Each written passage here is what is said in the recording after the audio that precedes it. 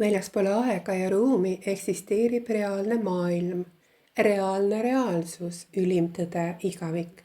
See on igavene keskuniversumi ja paradiisi elupaiga tasand. See on olemise ja elu igavene seisund. Aegruumi kontiinum loodi kunagi ja see lõpetab mingil ajal oma eksistentsi, olles lõpetanud oma evolutsioonilise arenguetapi ja me näeme seda oma igapäevaelus. Ükski päev pole meie elus teisega identne.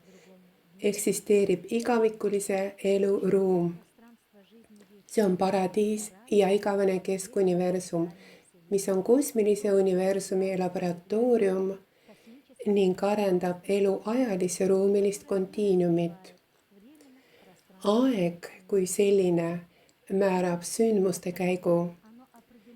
Kuid igavene eluseisund on see, mis oli, on ja jääb igavesti.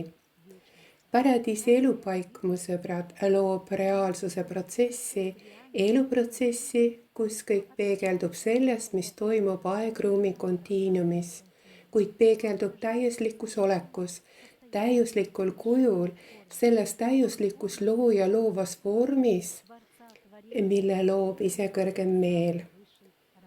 Paradiisi elupaik, see on energia ja informatsiooni saatja ja vastuvõtja, kus peegeldub absoluutselt kõik, mis oli ja saab olema igavikus.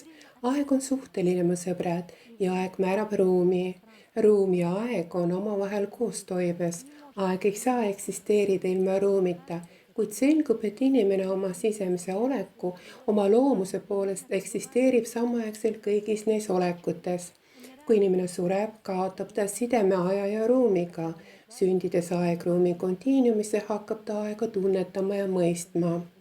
Ja me mõistame, mu sõbrad, et see on aja ja ruumi lahutamatu osa ajutise evolutsiooniprotsessi jaoks.